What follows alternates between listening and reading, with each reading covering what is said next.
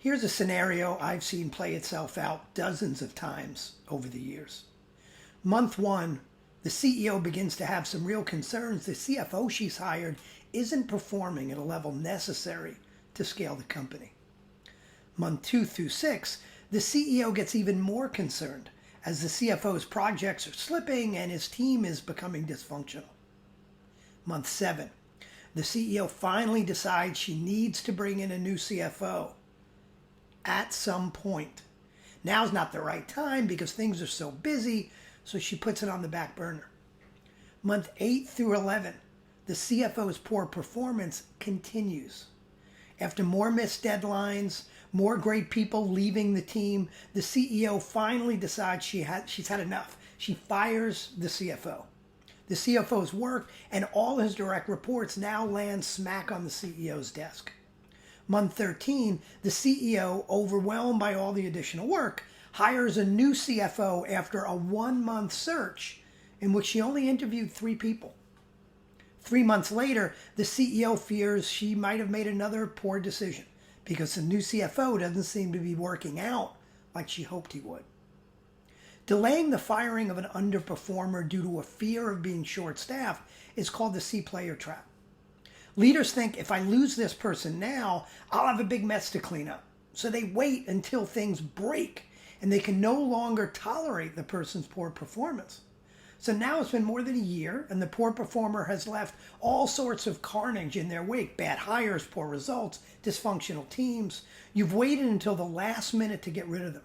And now you're short-staffed and feel the need to hire someone quickly. Not only have you kept someone who is hurting your company, you're probably going to make the same mistake again because you're in a rush to hire the replacement. What you've done is fire slow and hire fast, which is exactly the opposite of what you should be doing. If you're hiring too quickly, you're probably not evaluating the candidates as patiently and thoroughly as you should. Research from Top Grading shows that the average cost of a mishire could range anywhere from 5 to 27 times the person's annual salary. A mishire for the leadership team is going to be even more costly when you factor in lost productivity, onboarding costs, low morale.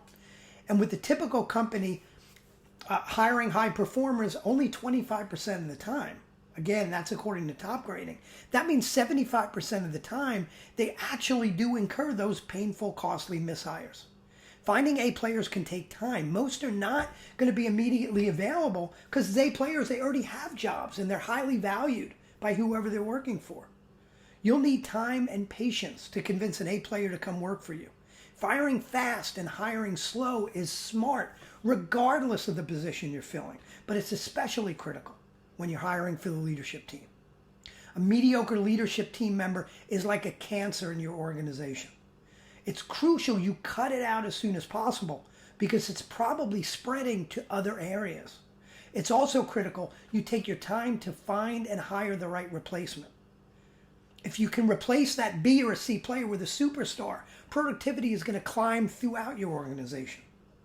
One important note, hiring slow doesn't mean moving slowly in the interviewing and evaluation process.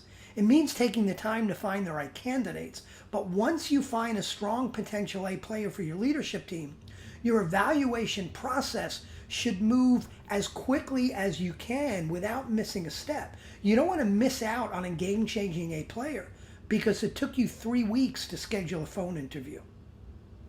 What are you doing to fire fast and hire slow?